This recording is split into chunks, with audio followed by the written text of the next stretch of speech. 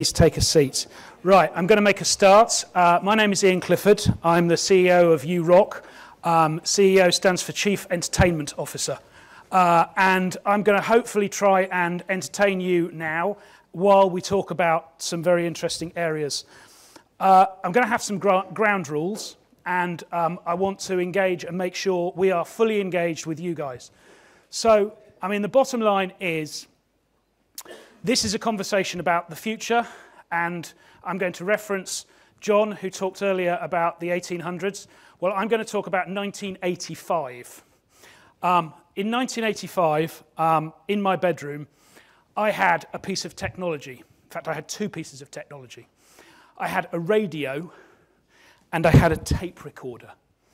And so the tape recorder, and the shirt is part of that. The tape recorder was my advanced piece of technology, and it allowed me to do an amazing thing. I was a trendsetter. I was able to record the radio.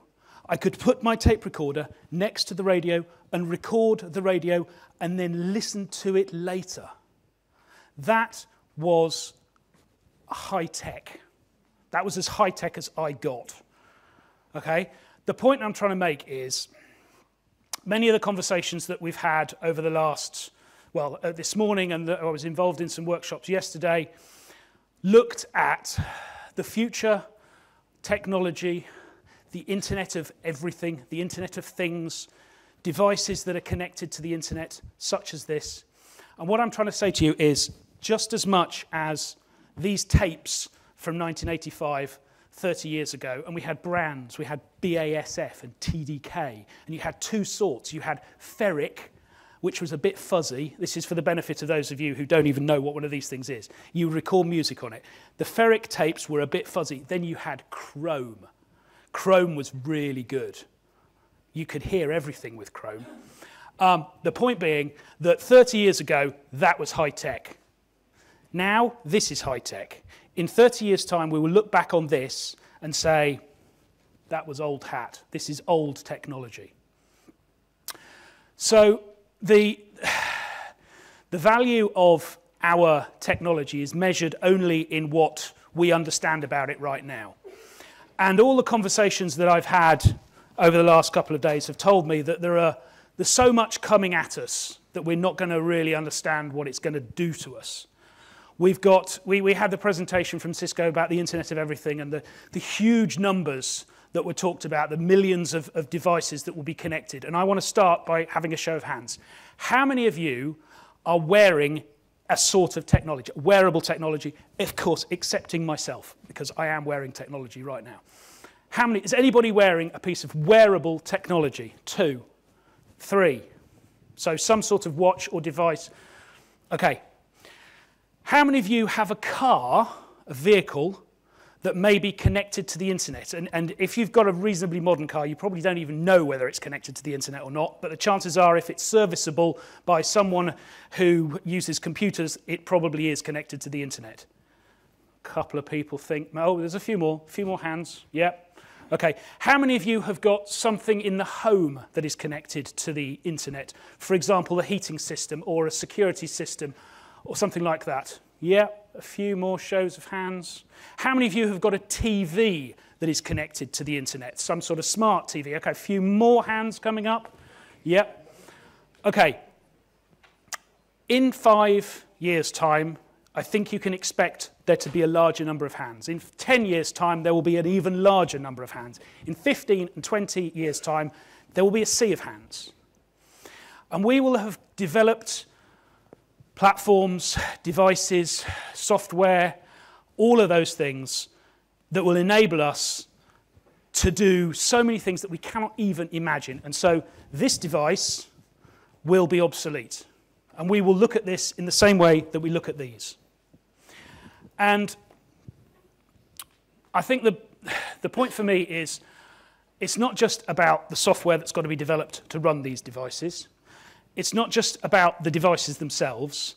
It's about the training that we as individuals are going to need, the skills, and this is where we're getting into the subject of what we're going to talk about, the skills that people are going to need to use these as consumers and to develop these as creators, and the jobs that will be created as a result of this plethora of devices that will be created. So we've got a group of people who come from government, from industry. We've got some young people, some students who have been doing some developing things. We've got people from education. We've got people from the commission. And we're going to try and understand some of the things to do with the skills, the jobs. And for me, there's another aspect, which is the mindset that we've got to have to be able to adopt this stuff.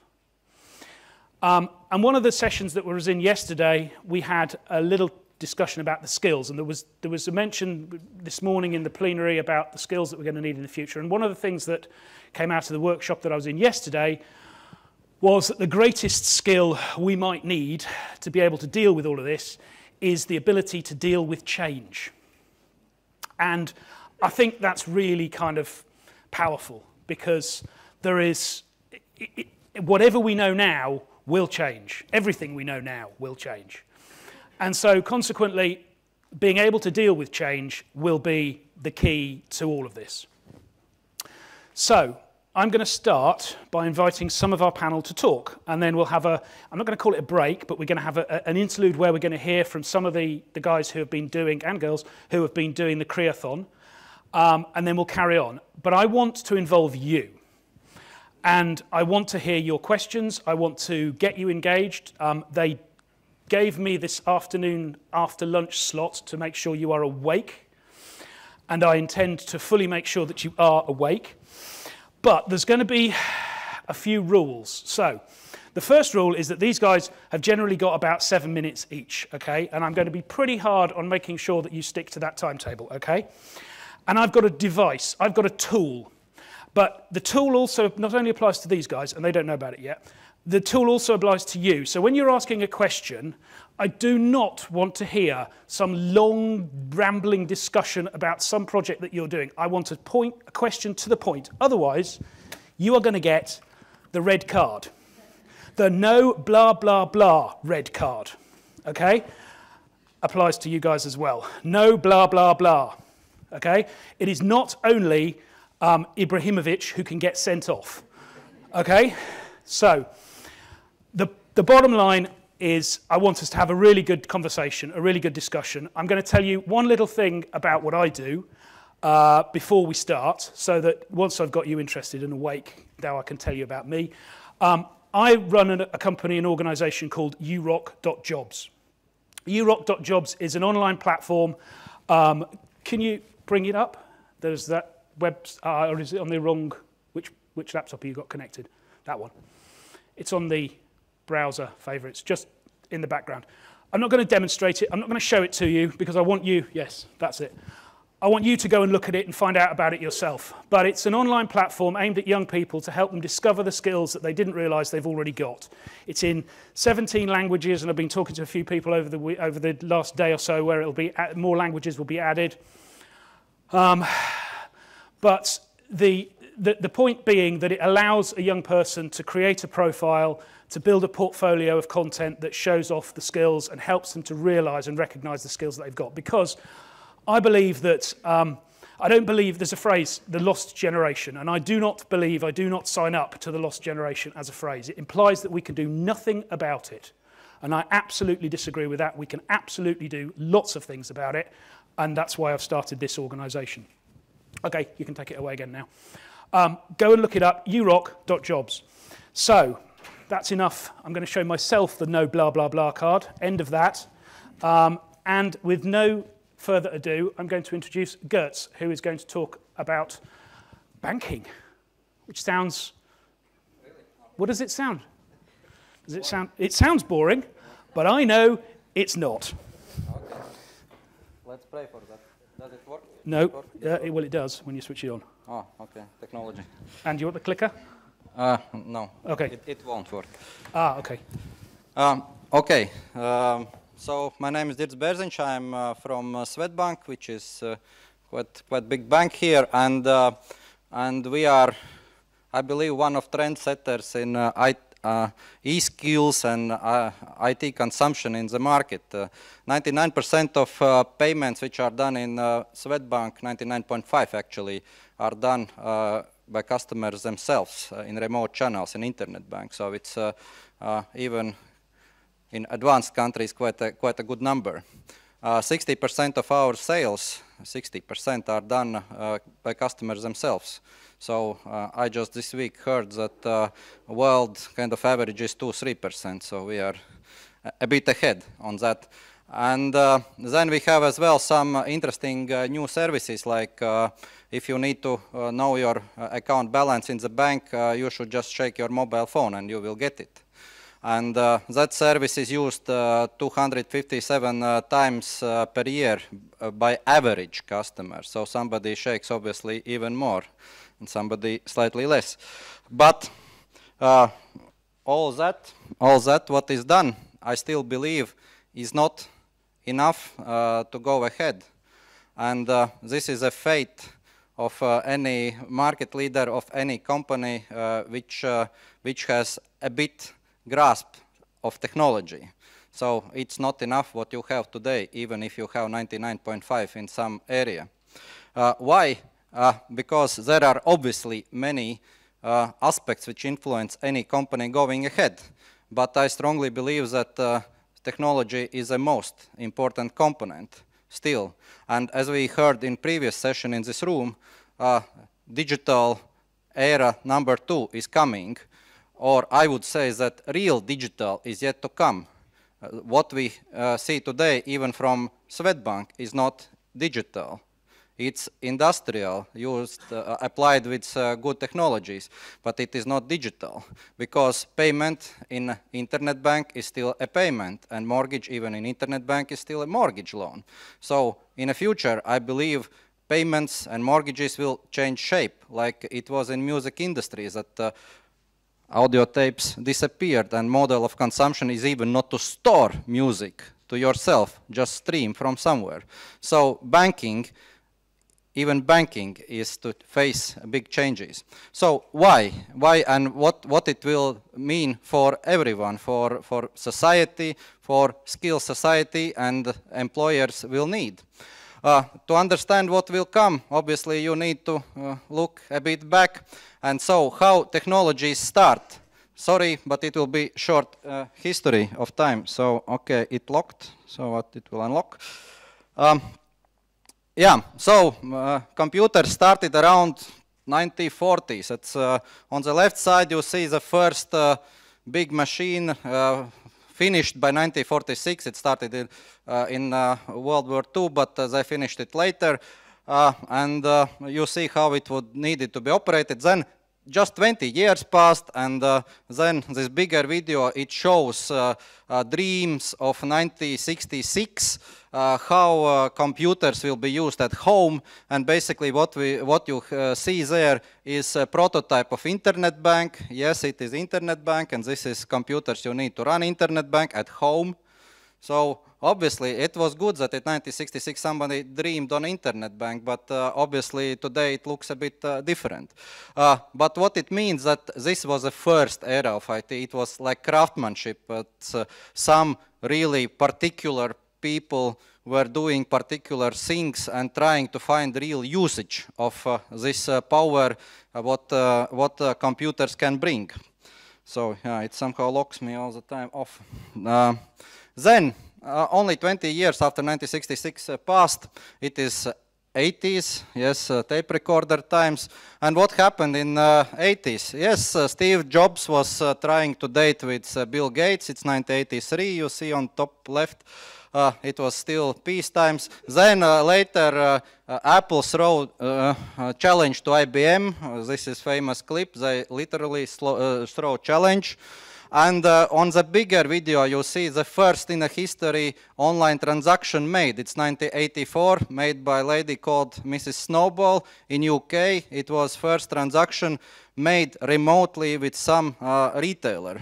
So history of modern internet banks, of modern services delivered over internet started in 1984.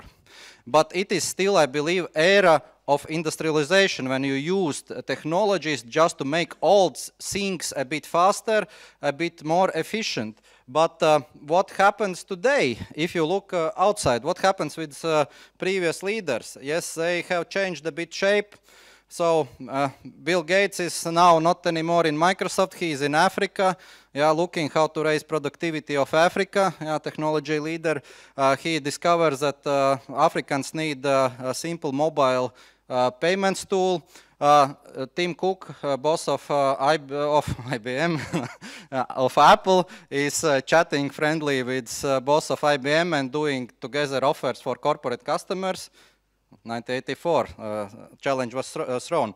And so something has changed, and companies are, leaders are not so anymore destroying each other. They try to find how to create common ecosystems. And what I mean by that, it's just example on top left corner, which I believe characterizes today. That today, if you create some great product and you earn hell of a money, then immediately or quite soon wasps appears. And wasps, what they are doing, they try to get your jam or honey away. And great leaders today are not just trying to fight wasps. They just do one small thing. They modify wasps and they turn wasps into bees. And the biggest difference between wasp and a bee is that wasp brings your honey away, but bee brings to you. Pending that you have a great ecosystem where she finds herself comfortable. So today's challenge is to create this ecosystem. And basically business models have changed. Business models have changed. There are two companies illustrated on this example. One has 2 customers, another has 4 customers. In previous times, in this age of industrialization, it literally meant that this company with orange dots is 2 times more powerful than that of 2 dots. But when Nokia started to connect people, but Apple really finished connecting people, this thing changed. And it changed in a way that if you connect 2 dots, you have connections between those 2 dots.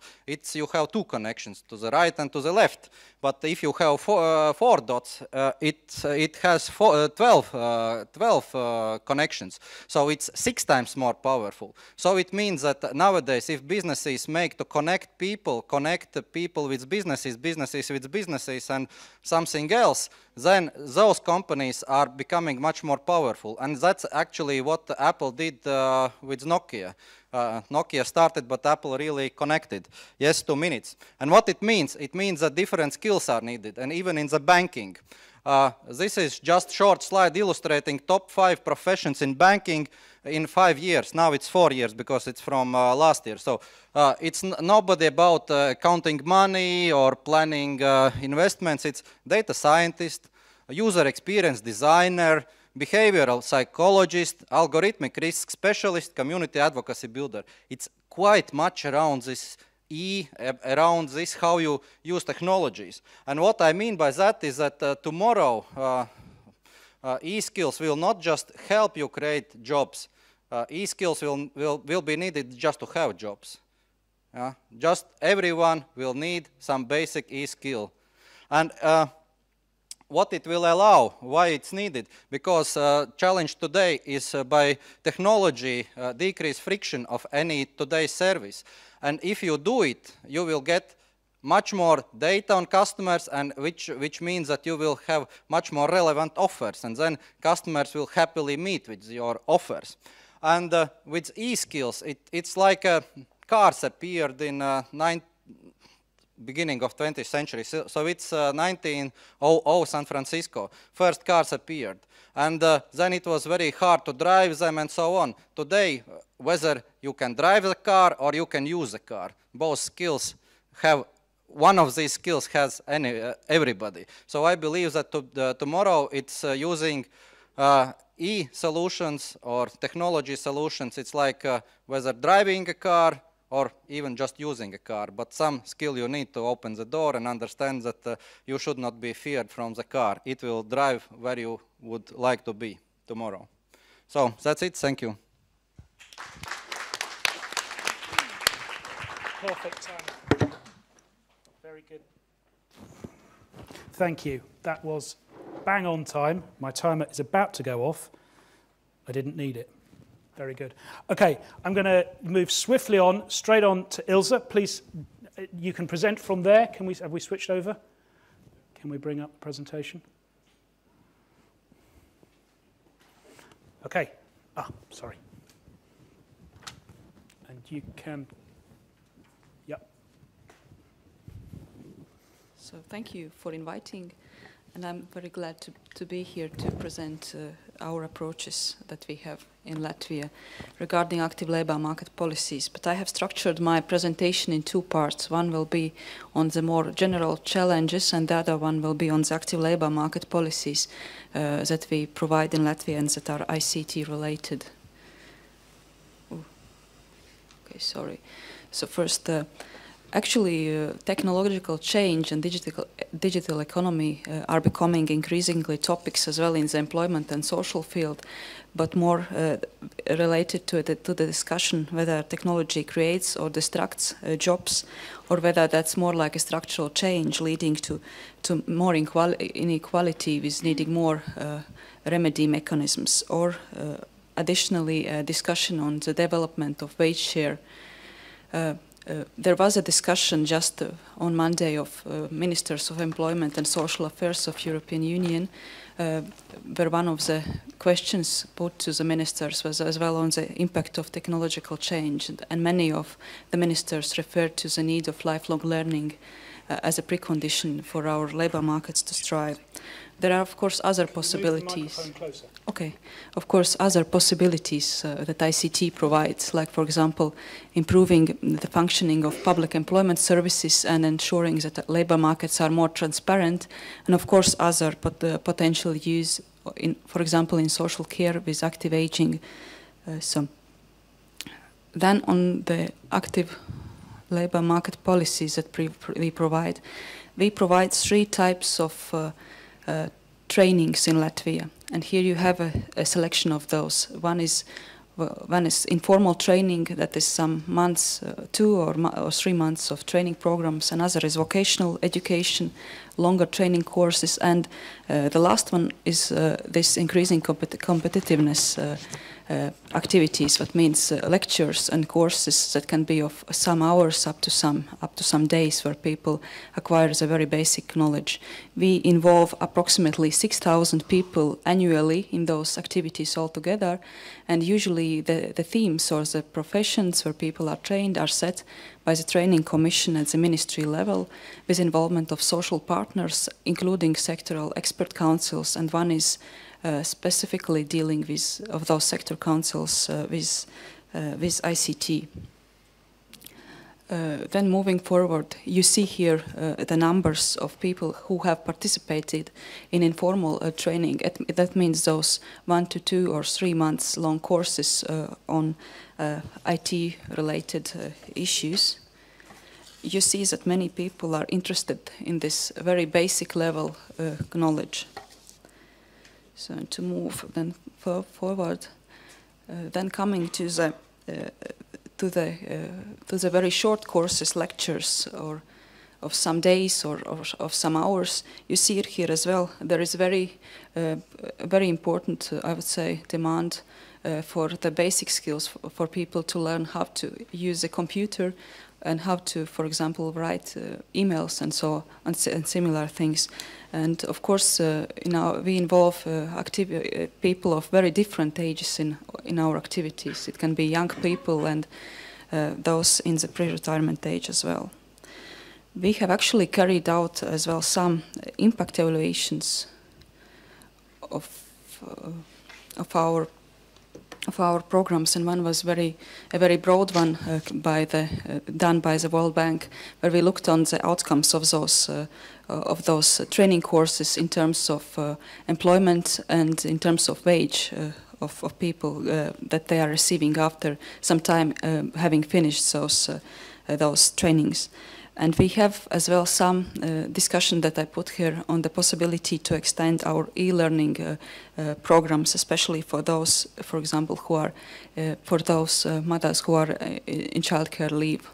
We had actually such a program some time ago, but now we are thinking about renewing it. And here, the last slide, and I think I will be very timely. The last slide is the outcome of this impact evaluation, where you see the impact on employment after you see that actually the slide is showing the situation quite well. What is maybe interesting, we kind of compared the situation of males and females, and here it is a bit different, but we would say that it's that the question here is more about the basic education that people get at the schools, that it's more important for them to be successful in the labor market, including to acquire ICT-related skills or to take up those jobs. But you see that the ICT skills of different levels are very useful for people in the labor market. Thank you. Thank you. Okay, you're currently winning the prize for being so far the most under your time allowance. So that's good. You're going to get a prize at the end of it. Okay, I'm now going to, we're going to have Edgar's talk from the mobile telephone perspective. So, and then we're going to have a little break. So I want you to be thinking about questions as well. Not a break, just some questions. So we've had banking, we've had government, and now we're going to have mobile telecommunications perspective. Over to you. Yes. I'll try to juggle with these two devices. And my story will be about even more devices. But while the slides are coming up, I'll briefly introduce myself. My name is Edgars Grandans, and I'm in charge of business-to-business sales, customer care, solution development at the largest mobile operator in the Baltics, which is called Latvijas Mobilais Telefons, or the Latvian mobile phone. I haven't started my counter yet. You're okay. Yeah. Well, let's have. While you're getting a sneak peek into my presentation, I hope that the first slide, will come up shortly, and.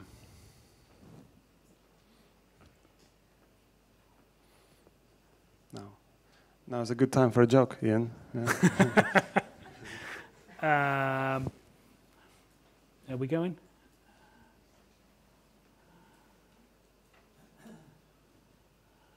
Not too much success there. No.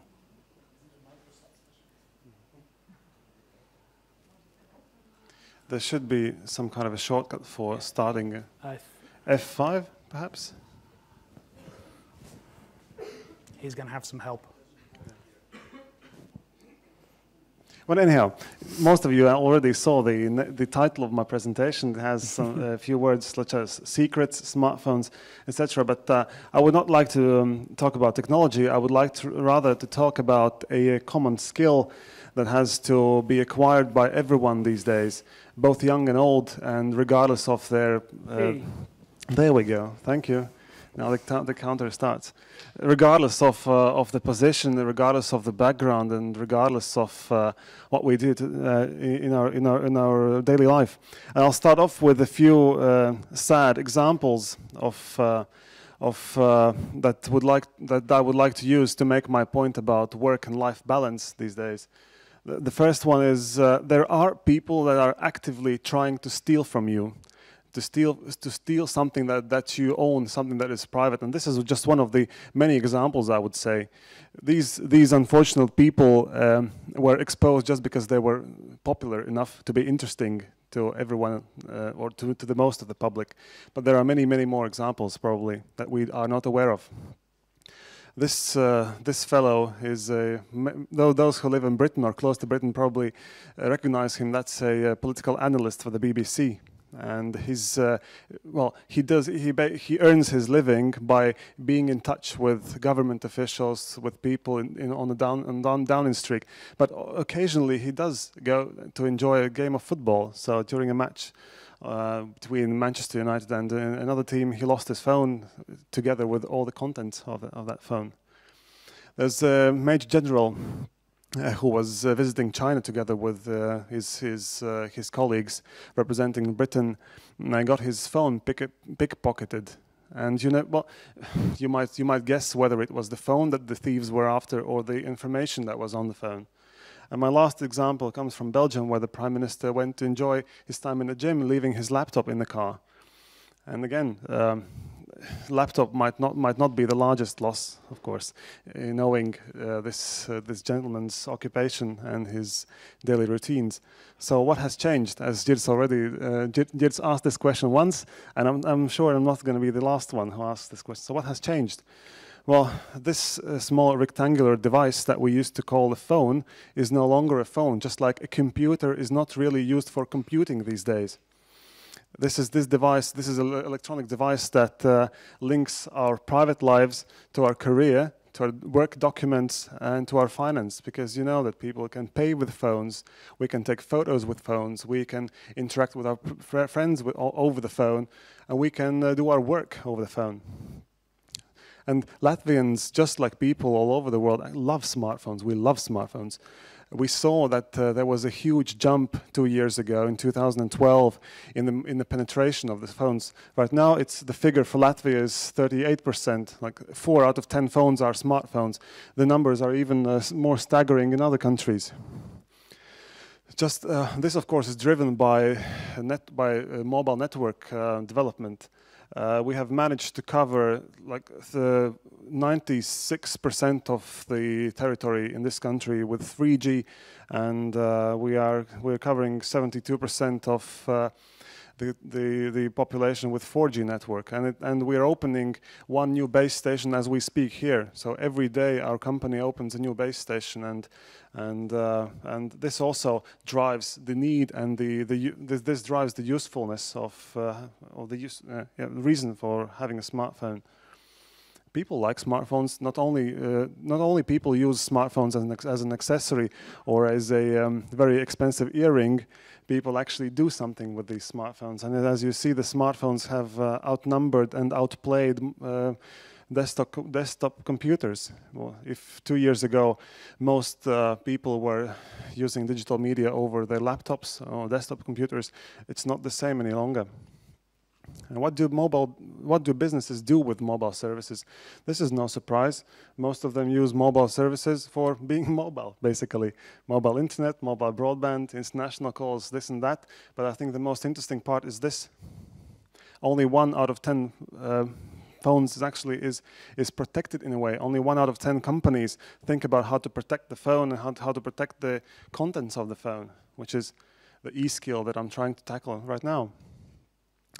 There was a research by Samsung Electronics conducted in August last year, like 6 months ago, approximately, where they asked different sorts of questions to people who are employed and who use smartphone on their daily lives, and you see that 65% of people actually use phone both for business and both for pleasure. And you might ask, who are these sad people who actually enjoy working on their vacation? Then again, if maybe some of you are entrepreneurs or have been entrepreneur. I have been an entrepreneur, so there are always at least 2 sides. So one, you might ask person, why is she working during her vacation? And she might respond you, I'm not working during my vacation. I'm sitting at the pool during my work day. Yeah, so there are at least 2 ways of looking at it. And this is even more important. At least 45% of us who have a company phone occasionally give this phone to our kids or to somebody else in the family. Then again, 34%. So approximately 1/3 of you have a PIN code or some password on your mobile device. The rest do not. So if you leave your phone unattended, somebody might just use it for you instead of you.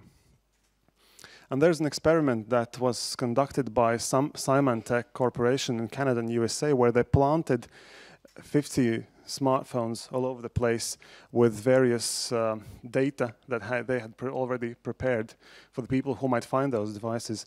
And it's not a surprise that 43% of the people who found those phones took a sneak peek into the internet bank.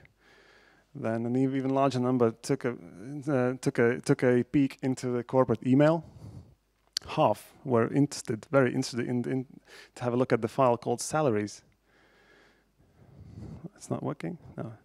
The passwords were even more interesting, because by having a password you can dig even deeper 83% of the people, of the good fellows who found the phone, still had the temptation to check out the corporate information, and the picture story, you already know it. So really, I think the most important e-skill for everyone, regardless of the industry, regardless of our age, regardless of what responsibility we have or the position we hold, as we saw in the examples, is keeping your private life and work life in a balance, in a very safe way. Using your smartphone for the reason why you actually want the smartphone. You want the smartphone because it's nice, because it helps you, you like it. And doing your work while you're doing your daily commute, or maybe checking your email while you are late late in the kindergarten, like letting bringing your child to the kindergarten or to the school, and finance, keeping your finance in place. So I think I'm almost done. I have a few bragging slides that tell how great we are and how we sort this problem, but I will not bring this up to you. Yeah. I will not punish you with that. Thank you. Great, thank you. Okay, Carol, you're going to introduce you're going to speak a little bit first of all, and then introduce your group. Okay, so thank you very much for inviting. Let me start with a quick introduction for activity which took place 1.5 days parallel with this conference. And it's connected to Internet of Everything, the concept we heard about, the new era of Internet this morning. And of course, somehow in parallel connected to the new skills for future IT professionals, which are required at the market and will be required at the market. Just starting with a kind of background information, we are almost 17 years managing Cisco Networking Academy program in a way of teaching thousands of students in Europe, but also globally, about technical skills primarily.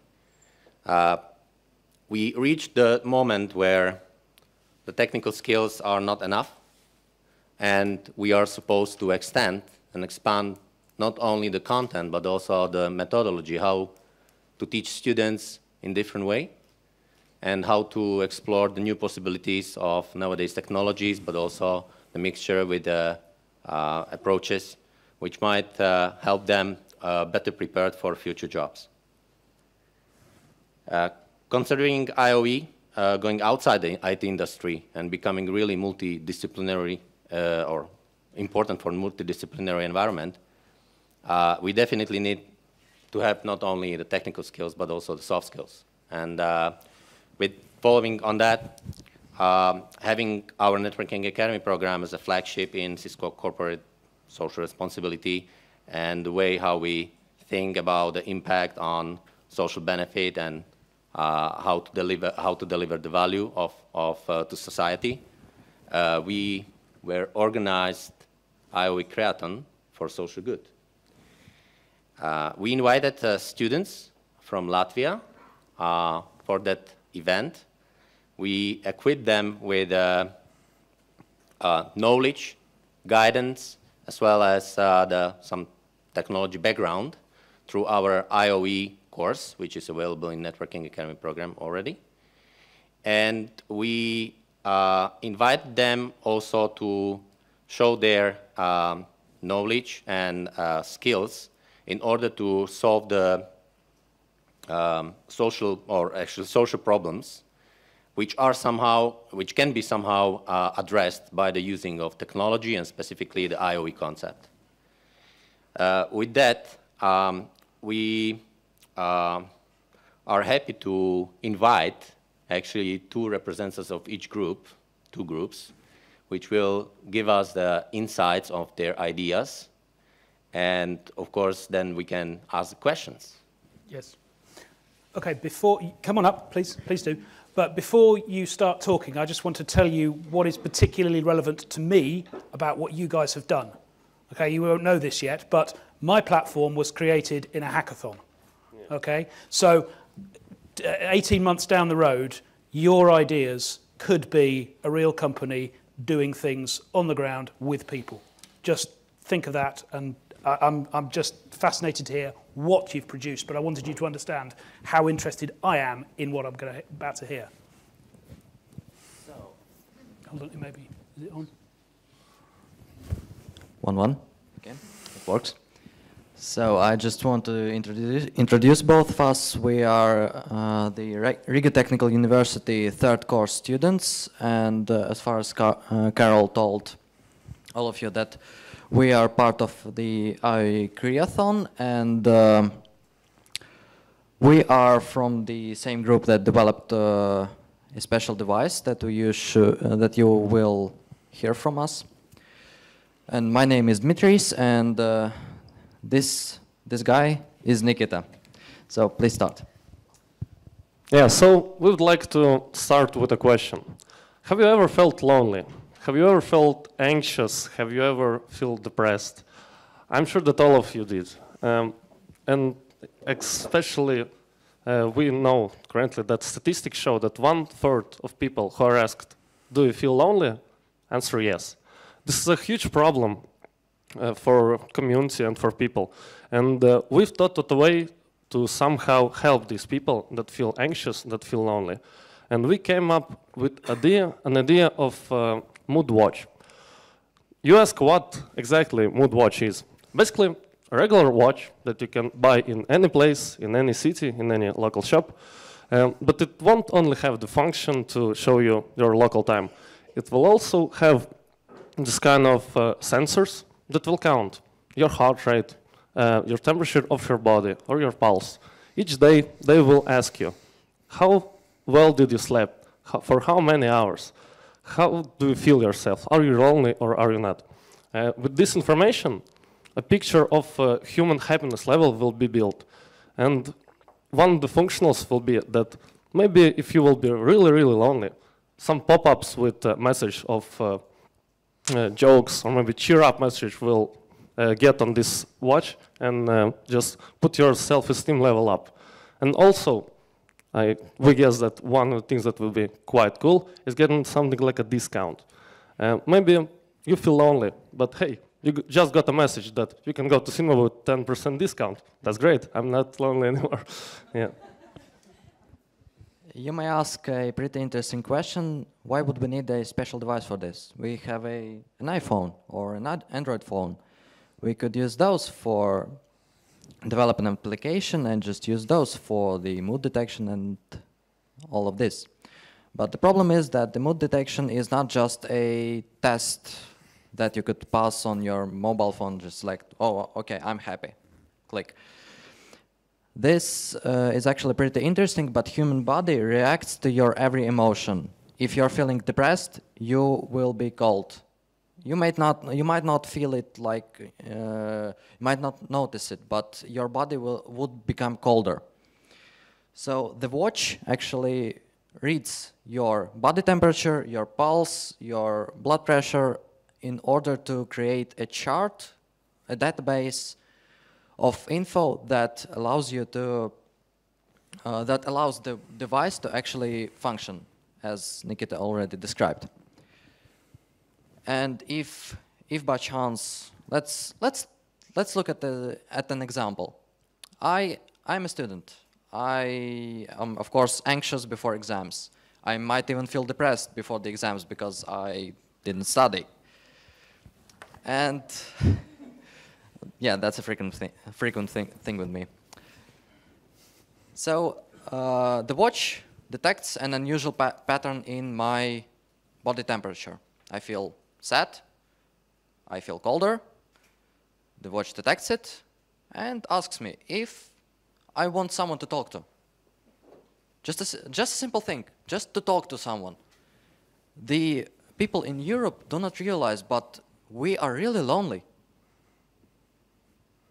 Not in terms of we can't talk to, like, I can't talk to him, but there are times that you need to talk to someone that you maybe do not know, just to talk to someone. Maybe it could be a completely unknown person to you. So this person, in the terms of this concept, we are calling him a mentor, because he could also teach you how to deal with these things. So this mentor is maybe a completely random person. He could be a volunteer. He could be someone who knows you and just notices, oh, hey, again, Nikita feels depressed. I should come up to him and talk to him. So yeah, back to our example. I'm sitting in the university. I'm feeling pretty bad. And the watch suggests me to talk to one of these mentors. And I click yes. And the signal is sent to an area, let's say, of 2 kilometers around you. And if there is indeed a volunteer who could come up to you, he again clicks yes. He comes up to you and talks to you. What does this achieve? Again, as I already told you, people in developed countries may develop a sort of negligence toward each other. We may not notice each other as much as we do. There is we're losing the feeling of cooperation between one another. And this mentorship, this can lead not only for one person to feel better, but in order to develop a new social practices for us to talk to another person if we feel sad. I feel like I've talked enough. I will let my colleague continue. Yeah, should also state that we're also thinking about how we can actually get money from this. Of course, we will sell this, yeah.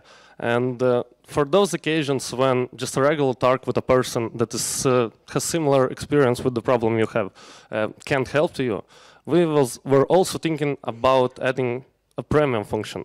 Like for some money, maybe like 10 euros, maybe 20, maybe 50. It doesn't matter. You can also contact with a therapist, an experienced person who has a lot of experience in this field that will help you in any moment of your life. Yeah, so we think that this watch, Mood Watch, can actually change the global question, how lonely are you and are you lonely? And maybe make it not 1/3, but maybe 1/5. Well, and in the conclusion, I just like to say that feelings is what makes us human. So let's be humans and use the Internet of Everything to help us. Thank you.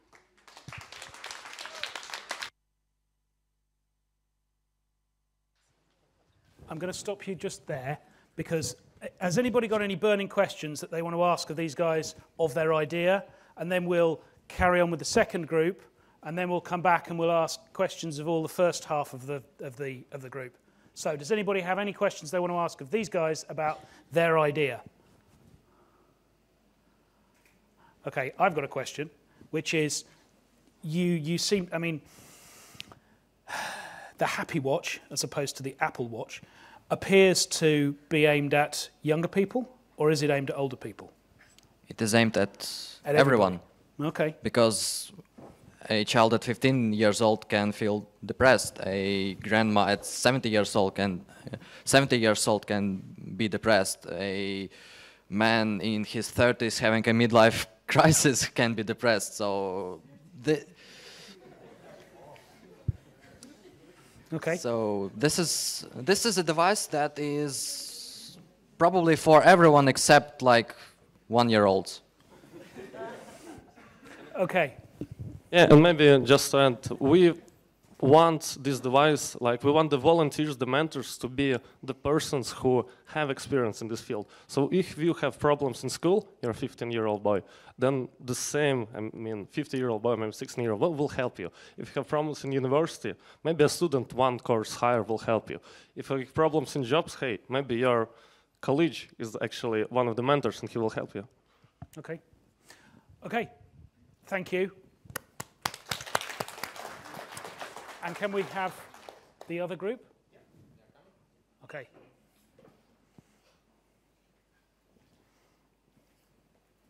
Do we need to use microphone?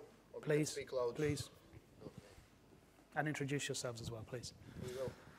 Hello, everyone. So first of all, we'd like to introduce our team because we didn't do this job only two of us. We have our great team. So our team name is Turkish Leg. Please, Lauris, Serhi, Emil, stand up. And my name is Marta, and my colleague here is Martins. So nice to meet you all. So let's start. Did you hear that? I think you didn't. Shall we do it again? Okay, let's do it again. Scan it. Now, did you hear that? Okay, you know what it is? Probably no. It's the sound of the future of the medicine. You maybe wonder why, but we have this answer for you. So basically, our idea is to create this screening system, this simple device, which is basically a bracelet or something else that you can put on your body, which have sensors in order to monitor your vital signs, the vitamins you have in your body, and other things that Martin is going to tell you later. But first of all, I want you to think about the time you are wasting when you're going to see a doctor. The time, for example, if you book a visit and the doctor says, no, I can only take you after 3 months to have a visit.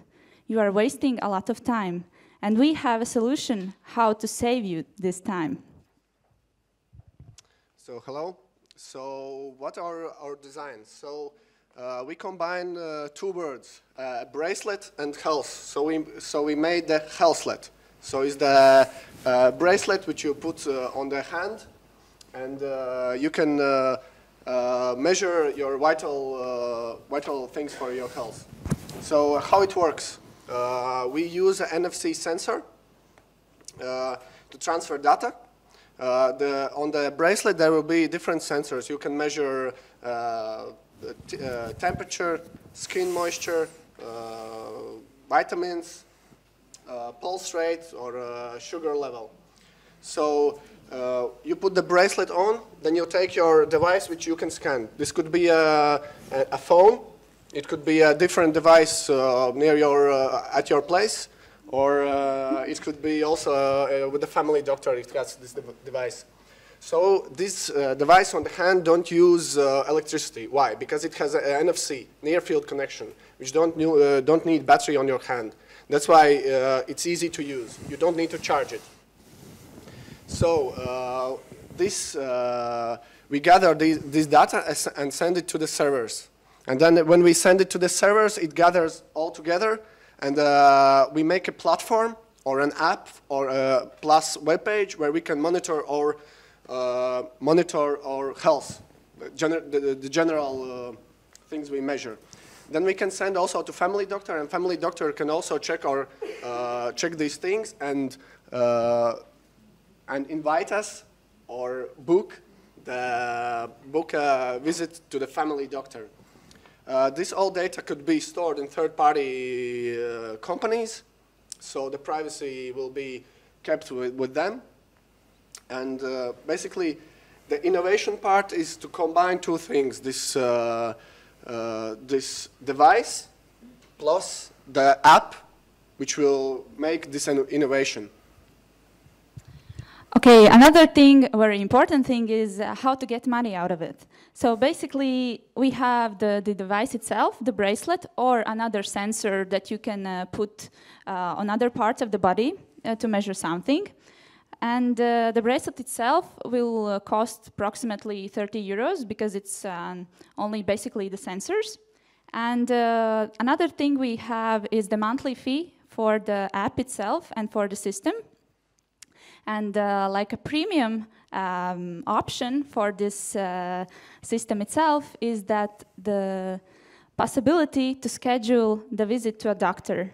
You can schedule the visit, let's say, after 3 days, depending on your availability. Or you can schedule the visit, I don't know, in 2 hours. Of course, then the price is different, but the health has no price, actually.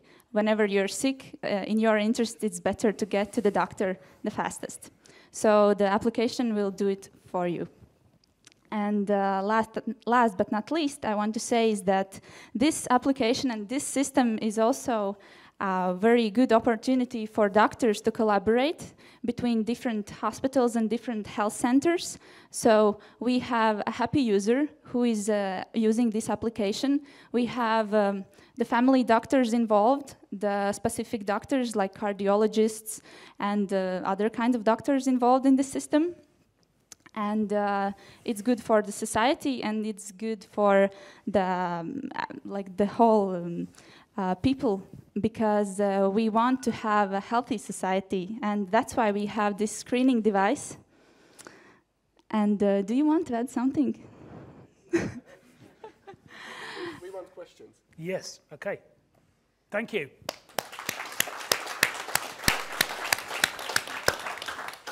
So, any questions? Yes, John.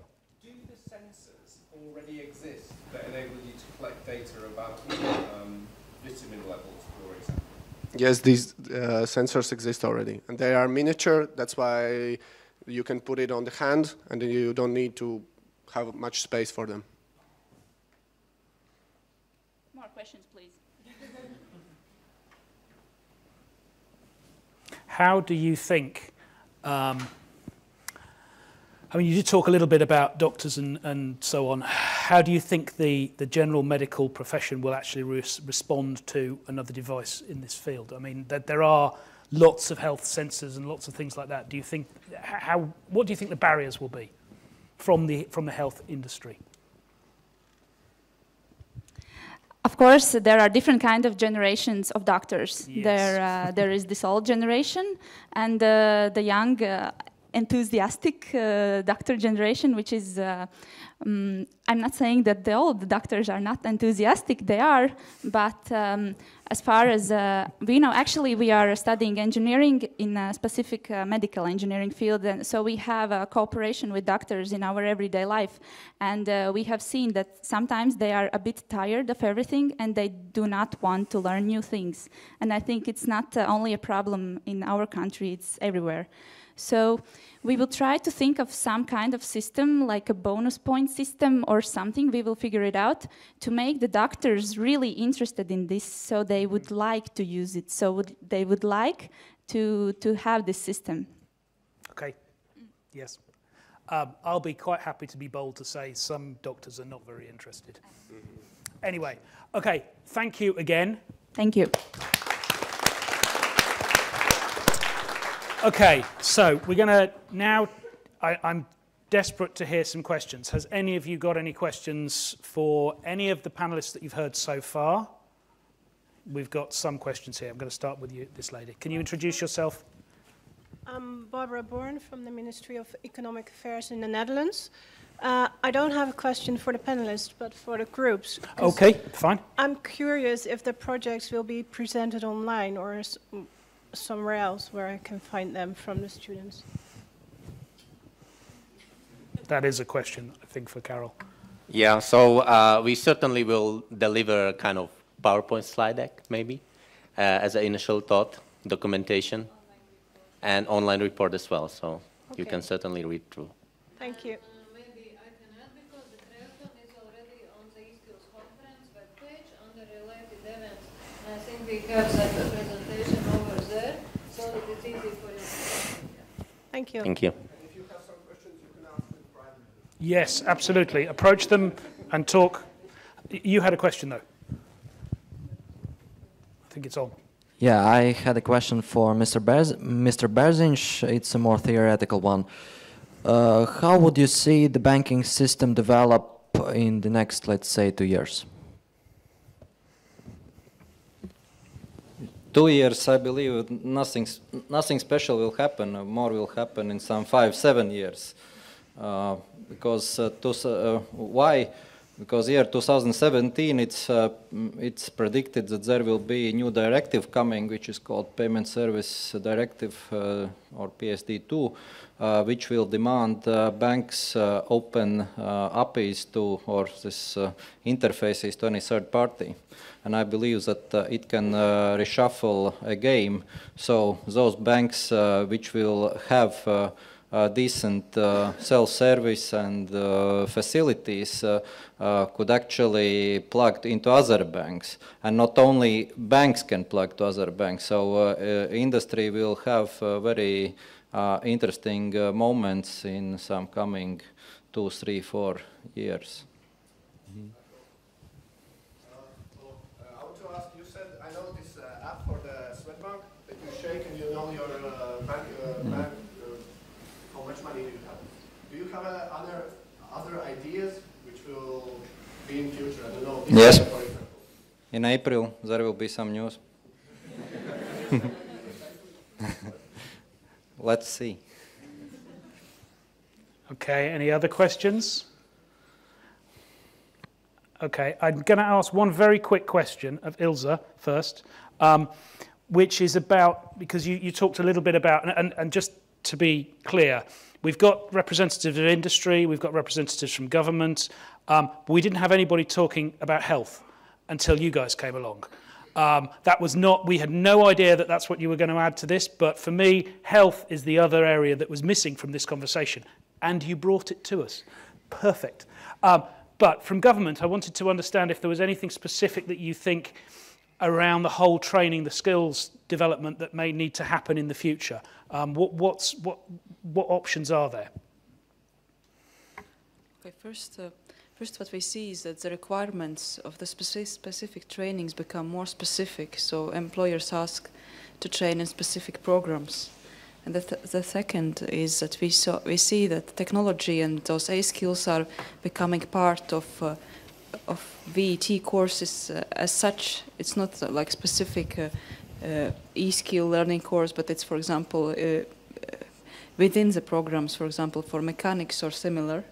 And what we see as well is still a quite high demand for the very basic skills.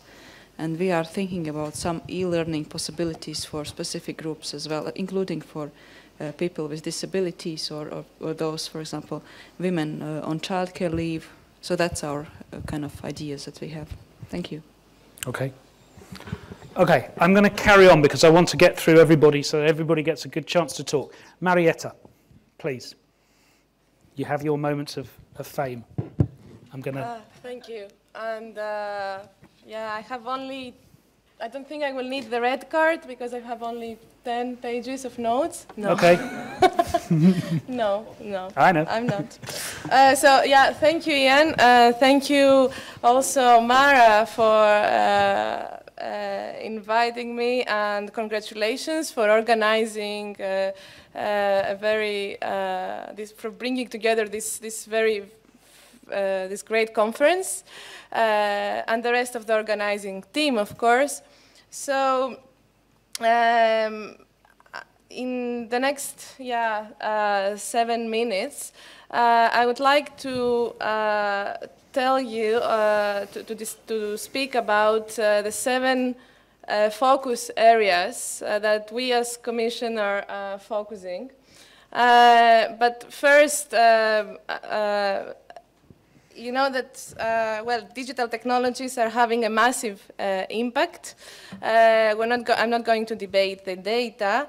And 2 years ago, we launched the Grand Coalition for Digital Jobs, which is a multi-stakeholder partnership aiming to address the digital skills divide in Europe. And the Grand Coalition has become the largest collaborative effort in Europe today, with more than 80 stakeholders on board that have pledged various actions to address the digital skills gap. So we are here 2 years later, and in fact our job is certainly not finished. In fact, I think it has just started, and we need now to build on our successes, to step up our efforts and address our challenges.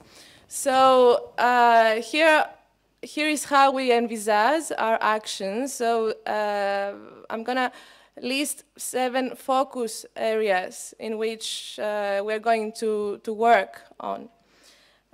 So first of all, our ambition is to place the digital skills in the heart, at the heart of the digital single market.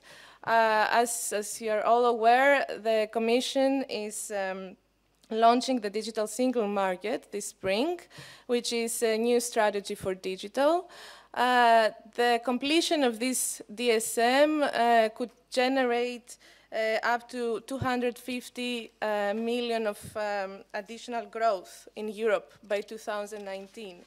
But of course, for consumers, business, workers, students, researchers to benefit from the digital single market, they need to have the right skills. So digital skills for everyone should constitute an important part of the new DSM package. Secondly, Commissioner Oettinger has been mandated by President Juncker to reinforce digital skills and learning in the society. And in fact, he intends to address this topic at the highest political level. So he will be actively discussing, as he already does, with member states to design and implement digital effective national skills policies in a collaborative effort. Thirdly, we focus a lot, and we will be focusing on growing and strengthening national coalitions for digital jobs, because we believe that these are the right vehicles that can bring undertake action on the ground. So far we have 8 national coalitions and several other regional and local partnerships. And our aim is to double, we would like to double, at least double the number of national coalitions by the end of this year. For this purpose, we have developed, along with the Secretariat of the Grand Coalition, which is led by Digital Europe, we have developed a toolkit which provides a set of recommendations on how to successfully set up and get stakeholder alliances running. We will also make sure that these initiatives flourish by mobilizing European funding and encouraging better use of European funding. Our ambition, and that's the 4th point, is also to widen the membership to the Grand Coalition. And we invite the IT using companies to come on board, and also vocation and education training providers, social partners, more business associations, etc. Okay, I'll manage.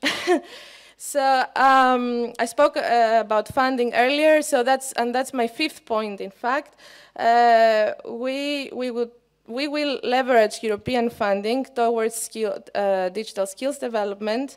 And for example, there are the European structural and investment funds that could be used, especially the European Social Fund and the Youth Employment Initiative.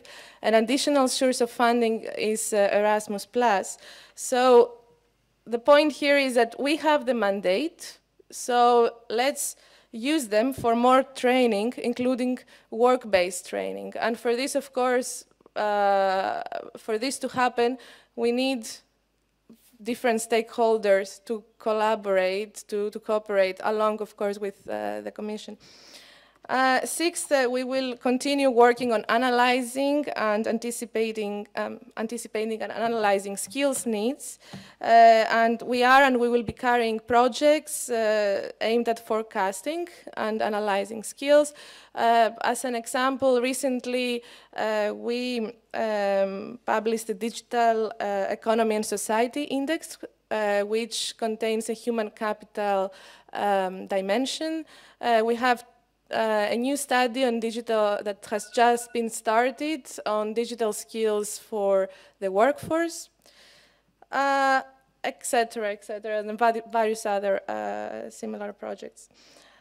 Finally, so last but certainly not least, we will continue working towards modernizing education.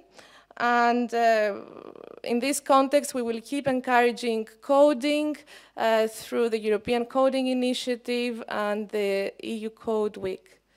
So, am I on time? Yeah, Okay, thank you very much, and yeah, I'll be happy to answer questions. Okay, hold your questions, please. Oh, I'm off. Hold your questions. Ariana, please, take, or you can use this, just, if it works, whichever you prefer. Or are you going to walk around? Okay, I can sit down. It's up to you. I will sit down. Okay.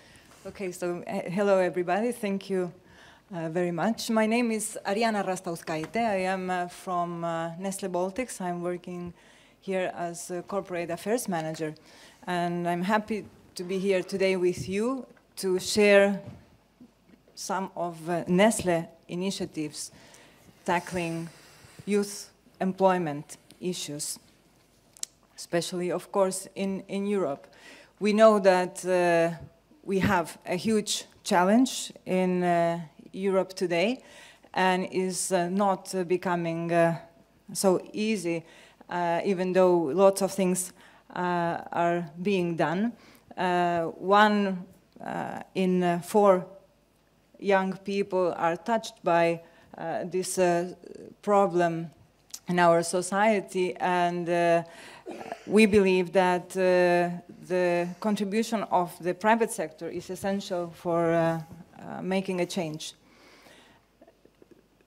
Nestle has a long tradition of hiring young people from schools and universities for already many years, and is investing in them long term.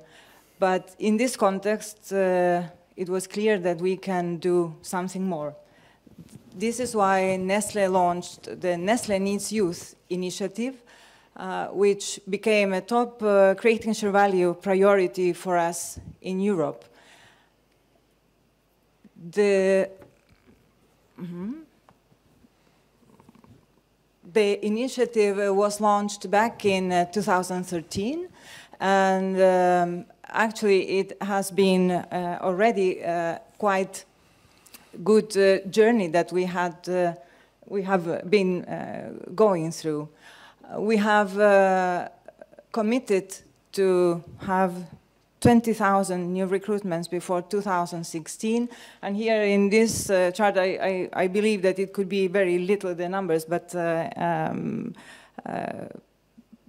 really each of our markets in Europe has committed at some extent to tackle this commitment together. We have the support of the key stakeholders, and actually the main results of our initiative are really quite positive and giving us a hope that we are doing really a very good job. The initiative itself is built on 4 pillars, and we are offering not only new jobs, but also places for apprenticeships and training opportunities.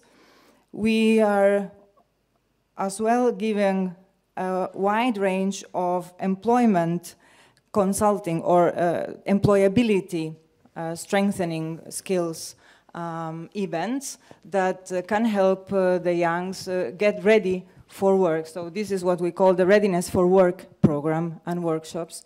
And for getting even more opportunities for the young people, we have worked together with partners, including logistics companies, retails, and other service providers, and we built together what we call the Alliance for Youth. So today, the results show that in 2014, we hired more than 7,500 young people across Europe, that we got the chance to get new skills for more than 4,000 youngsters, and we organized more than 1,500 readiness for work workshops around Europe, which is actually quite interesting for us, is that lots of our own employees are participating in these events as volunteers as well. And besides the European partners, close to 200 business partners have joined Nestlé in the Alliance for Youth. Responding then to a real issue is giving us real, authentic results. Of course, that this is not the end of the work that we are doing, and we are planning to have more events launched. The upcoming ones in this journey are already this year in June in Brussels, where we hope to have a very successful debate engaging not only MEPs but other external stakeholders together with the apprenticeships and interns that have participated in the Alliance for Youth events and have the chance to discuss together what we can be doing forward. As this European initiative has shown to be a positive one, just recently Nestlé launched this initiative globally, and the first country to join us in these European efforts will be Mexico, and Mexico City has already committed in the upcoming 3 years to hire 300,000 new young people in different job positions. So I hope that this will give a little bit of the broad spectrum of what the private sector is also doing to tackle the issue together with other stakeholders. Thank you.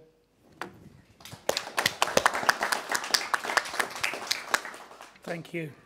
Thank you. On time, early. I've obviously scared the life out of them all because they're all on time. So, Baiba, thank you for waiting and being very patient until the very end. It's not the very end because we've got questions, but thank you. Over to you. Thank you. Good afternoon. My name is Baiba Kashkina, and I'm the manager of Latvian National and Governmental CSIRT team, CERT.LV, the Information Technology Incident Response team. So other speakers before me have talked about the bright and nice future awaiting ahead of us and all the nice possibilities that we will have. My job always is to warn about the risks, about the threats, and to ask people to think about all the bad things that can happen to them if they are using something new without considering risks and privacy. But in this respect, well, I want to talk a little bit more about security impact on the jobs and where I see the need for new skilled people regarding security issues. In fact, from the things I've heard so far, my feeling is that IT education and those people that are learning IT are those that are most are less likely to be unemployed in any time of their career. At least in Latvia, it's very hard to get a colleague in IT. There are all students from the first grade already working, and if you want somebody, you have to headhunt already at the end of high school, basically. So this is the luxury area in that sense, where we don't have to worry that much about unemployment issues. Back to CERT.LV, we are working, we are a state institution. We are working with anyone in Latvia that needs help regarding security incidents. But our primary constituency are state and municipal institutions. We have a list of contacts from those institutions, about 1,400 people from state institutions, local municipalities, libraries. Those are people that we talk to on an everyday basis about security incidents they experience, about things we see in the market. So those are, that's a constituency where we can build our understanding on what is the level of education and what needs to be improved. Internet service providers and their employees is another part of our constituency that we are working closely with. And for those people, we organize training events, seminars, Last year, about more than 5,000 people participated in our events. So that we are a small institution, but that's our share on improving security knowledge and education in Latvia. I know it's a drop of water in the sea, but still.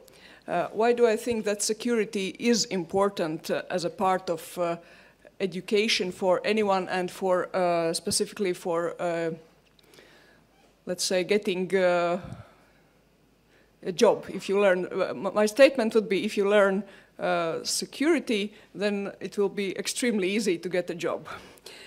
For security professionals, it's pretty obvious. There is a need for those people, and there will be even greater need. There is a new improved legislation in the process for Latvia, where more requirements will be asked from state and local municipalities. So there will be demand for people that are able to set the documentation in the right way, to set the technical part in the right way. The tricky part is that suitable education is very difficult to obtain. Either you learn yourself by reading books, by listening to what's available online, learn by doing, or you try to obtain a formal education which is not accessible in Latvia, or there is one accessible now, but it's still not widely accessible, or you go abroad. So there are options, but they are not simple. If you are not particularly looking at becoming a security professional, security still is very important. It has to be part of almost any curriculum, specifically, of course, for IT, for programmers, for network specialists, for business analysts, but also outside IT. There are many, many areas where security has to be considered. Health sector, all the projects we've heard, you have to consider security. Without that, there will be questions, there will be concerned people that will not buy your product because they will not be sure that, that their data are protected. The same goes for auditors, for procurement specialists. Basically, in every area, life is pushing us to consider security requirements, and we have to include that in studies, in courses, in basically in thinking, because that's not natural in our thinking. And if we go even wider, then I believe that security is beneficial for, security knowledge would be beneficial for anyone, not only those that are working with IT or related to IT, but even if our job is not related to that, we need these skills to be able to protect ourselves in our personal life. Even if a job we are protected by company and we are not directly involved, etc., etc. We need that to be able to deal with our fridge that talks on the internet with the shop, to understand what's going on with our car, and so on and so on. How to achieve the rise of this overall level, that's another very difficult question. It's clear that common courses and studies and school programs are not sufficient, and they are not providing information on all the current things that kids and everyone should learn, but how to improve this situation, that's a very complicated question. So to sum up, I see I have a few seconds, excellent. I believe that there will be more and more jobs for those that are aware of security issues. It will be demanded in every area. But the tricky part is where to get this education, and that's the part we have to think how to solve. Thank you.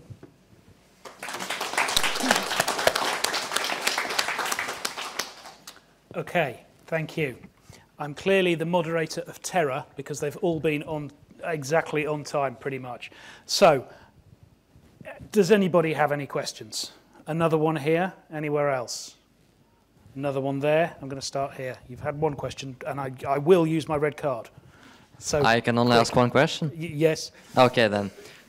I had a couple more in mind, but if I can ask one, then it is one. To Baiba, I assume that you also work with the IT departments of Latvian government, right? Or you provide the security yourself to the government? Well, I guess that's the first part of the question. We don't provide security services, there is IT department and responsible person for IT security in every ministry, in every state institution. Okay, so my actual question is, maybe you can provide this information. How many attacks were deflected on Latvian government?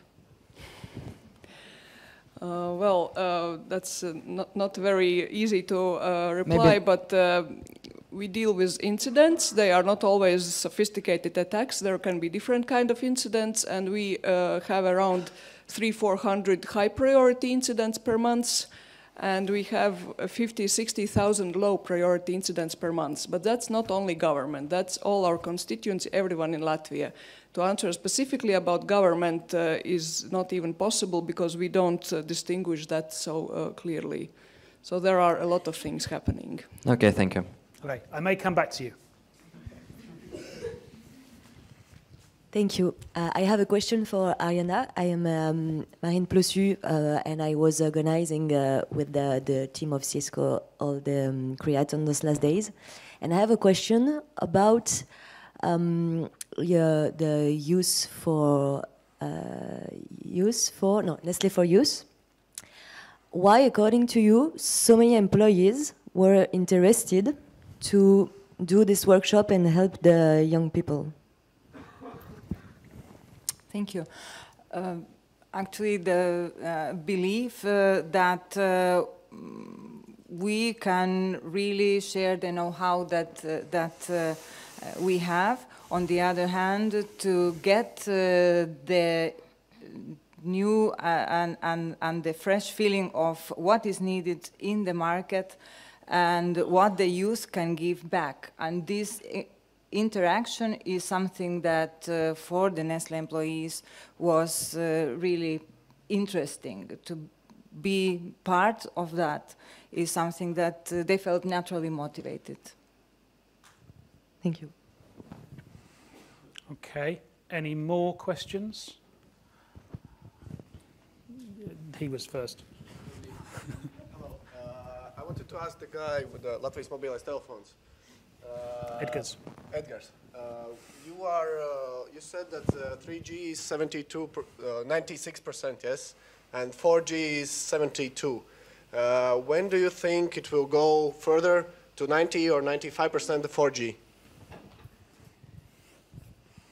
I don't have too much legroom here, so I'll somehow lie on the table. Well, I cannot.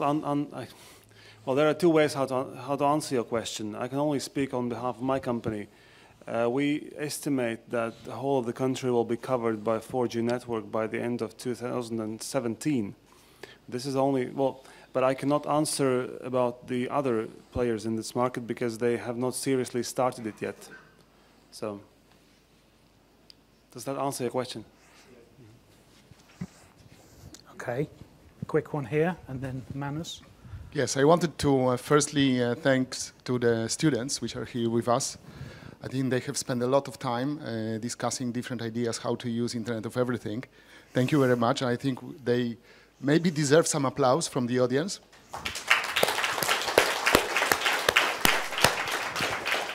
And the question would be to the students. Maybe some of you would like to briefly share with us your experience. How did you feel being here in the event, which is related with the EU presidency, with European Commission, e-skills? Any impressions which you would like to share with the audience? That's very close to another question that I was going to ask, which was there any questions that you had for the panel specifically, and particularly actually for Marietta from the European Commission, whether there is anything that the Commission should be doing for you guys who are thinking about stuff that they could do to help. But either question. Well, basically, we're really happy to be here. We didn't know from the start that we will have to participate in the event as presenters. It was a shock for us, feeling kind of stressed. Yeah, but it's a great experience. I don't think that many of our age people actually participate in such kind of events. So thank you for letting us join. And maybe a question to Marietta will be only about financiation, about such our ideas, I guess. Funding. You said financing. Yes. Okay. Yeah, as I mentioned, we are paying a lot of effort to mobilize European funding towards digital skills, training, education, yeah. But for this, you know, this is something that we cannot do it alone from Brussels. I mean, take structural funds, for example. The member states have a key role in how this money is spent. So we have to do it all together, the Commission, the member states, the stakeholders, in a cooperative effort to really encourage or making better use of the available funding for digital skills. Yeah, but as the next step for us, as the guys who came up with these ideas, what should we do? I know some answers to that. There's various funding streams that you could tap into. Yeah, in fact, ideas that you may have. Something called the SME instrument.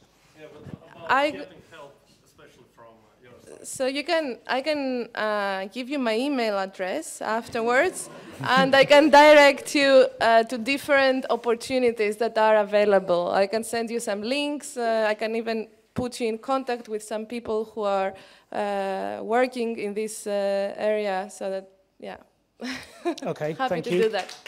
Okay, one final question from Manus. Hi, I just want to talk to the entrepreneurs that were designing new products there. One comment I would make is that you both stood up, both groups, and you kind of described the same broad product where you were using sensor technology to predict some sort of illness or ailment or something, and then taking some action, if you like. So I think there's an opportunity for the two groups to kind of combine your efforts there. But I would suggest one thing, that you don't just leave this hanging. You should sort of go to the next level of speccing this thing out in a bit more detail. And if you want any help with that, I mean, I personally give you any help you need in terms of reviewing specifications or something. But I don't think you should just kind of treat this like a sort of an experiment or something. If you really believe what you're doing is worth it, sure, let's get the spec written and see where we take it. Okay, so. Okay, thank you. Okay, I'll give you my email address as well. I want to give, thank you. I want to give the panel one last chance to ask any question of other panelists, or make any comment or anything that anyone wanted to say. Yes? I have a question to the students. How did you get interested in ICT? What was the factor that motivated you the most? Was it a person, or what was the trigger? Yeah. Yes, there are. These guys. These guys. Maybe them. Maybe them. Okay. Maybe them. These guys. Thank you for your question. I have to say that we here, basically, we study engineering, but engineering, as you know, is, of course, connected with IT in all the fields. And specifically, we are passionate about medicine and how technologies can help to improve our health. And with IT here, we can link all those factors. We can have the bigger picture. And that's why we are interested in this field and really passionate to create something, because we want to work, like we are tired to work under somebody. We want to create a job for somebody else. Thank you.